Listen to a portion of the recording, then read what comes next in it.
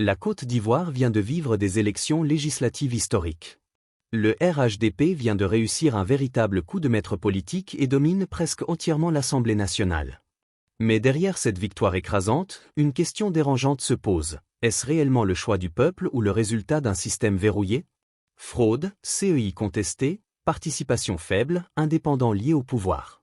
Aujourd'hui, on analyse les faits, sans émotion, sans filtre.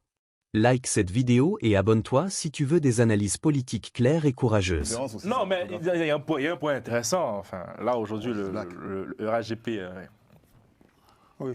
Voilà, écrase un peu tout le monde. Mais justement, je vais venir. Tu sais, Carlyle, en fait, c'est ça.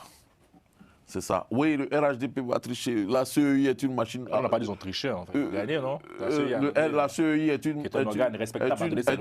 une machine à la fraude au service du RHDP. Simon Gbagbo. C'est ce qui ressort de ce qui est dit ici. Moi, je suis un garçon, je ne peux pas avoir d'irrévérence. Pour finir, pour dire, oui. On n'y va pas. Non, on ne revient pas dessus. Non, je vais finir. On ne revient pas dessus, c'est bon, on a compris. Présidentiel, on n'y va pas. Oui. Ouattara est élu président, il est là. Législative, ils sont partis. On n'y va pas. Oui. Qui a dit ça? Voilà le RHDP. Ils ont près de 200 députés. Donc on va analyser. Voilà ce qui aujourd'hui va se passer. Oui.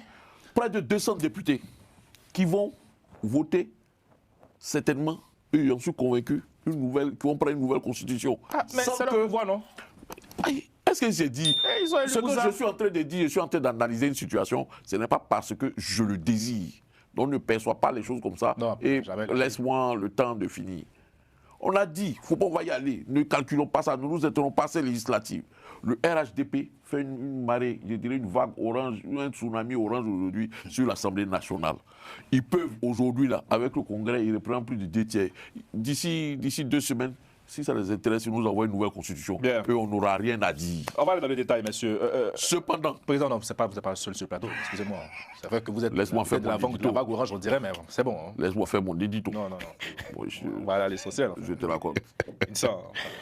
Aujourd'hui, on va s'intéresser un peu à la victoire des cadres de ces partis. Voilà, Big Togo, TBO, M. Ouattara, le vice-président, en fait. Ils ont tous pu sauver le pot, je dirais. Donc, bonne nouvelle pour eux. Hein. La demi-douzaine, je pense, a été... Bonne nouvelle pour eux. Et puis, je pense qu'ils repartent, en fait, d'accord. Ils resserrent les rangs. Ouais. Ils resserrent les rangs sous l'auspice même de... sous l'auspice d'un des candidats vainqueurs aussi, c'est-à-dire Téné Birahima Ouattara. Il fait office même de super candidat, parce que pendant sa campagne, il a eu à se déplacer à Mans pour soutenir également le duo Flindé et Bamba. Voilà, donc c'est un super candidat et aujourd'hui on voit qu'il y a effectivement tout ce blocus-là autour de Téné Birahima Ouattara pour pouvoir perpétuer le cycle du RHDP. Mais c'est véritablement un renforcement, c'est véritablement un raz-de-marée qui ne s'explique pas, hein, qui est unique en Côte d'Ivoire depuis le multipartisme. Le haut Sassandra qui a été raflé haut les mains avec un miracle de M. Stéphane Kipré qu'il faut mentionner. Effectivement, Lamé avec un Chipatrick qui a confirmé 7 sur 7. Ouais. Dans la Guébite, il y a ça aussi avec Pierre Ngoudemba qui a fait 7 sur 8. Chez nous, où à nous l'auto aussi. Oui, ah non, Raz-de-marée 6 sur 6. Ouais. 6 sur 6. Donc là, c'est véritablement... c'est un bulldozer. Effectivement, là, franchement, c'est vraiment... son passage. C'est vraiment... Et en même temps, en analysant cela, c'est quand même... Est-ce que cela reflète réellement aujourd'hui le poids et le jeu politique? C'est ça. Parce qu'on pourrait être impressionné et féliciter un raz-de-marée si par notre analyse, hein, quelle que soit la posture dans laquelle on est. La CEI qui a déclaré. Voilà, donc la CEI a déclaré, mais bon voilà. Mais aujourd'hui, c'est une confirmation électorale, c'est une confirmation aux législatives. Mais moi, je dis bravo au RHDP d'avoir bien ficelé, monté son coup. Voilà. Chaïve, un coup de maître. Mais il y a eu des blessés, il y a eu des grands brûlés aussi, Maître Ben Beïté.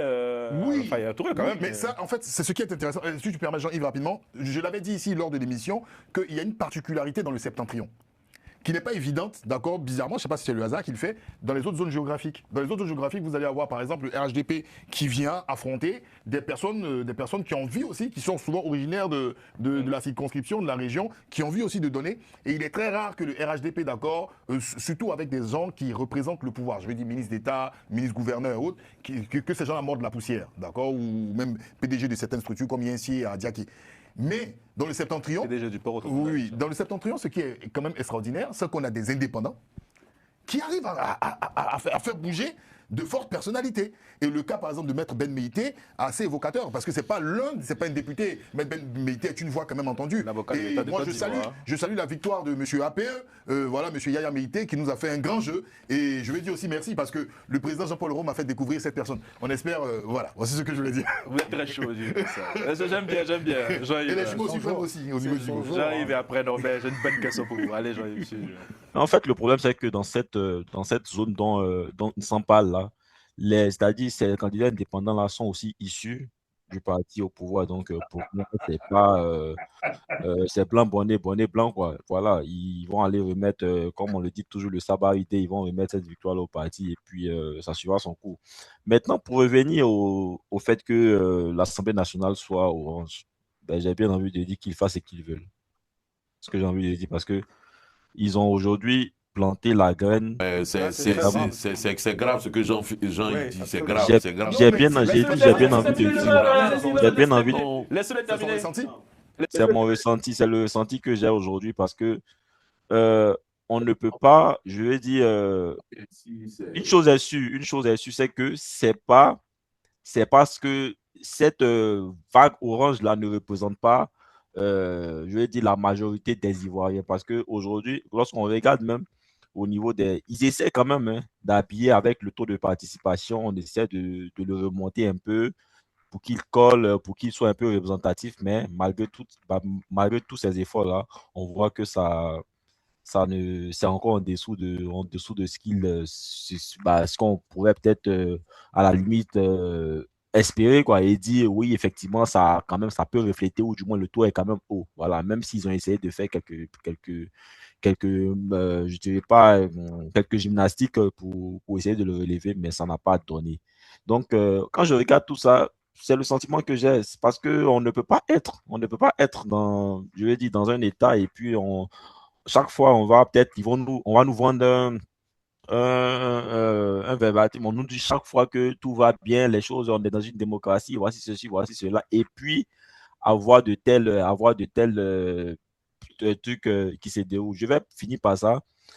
Si vous avez suivi Poutinguela, par exemple, on a l'honorable Mariam Traoré, une candidate qui va au siège, c'est-à-dire à la CEI locale, et elle se permet de prendre les PV.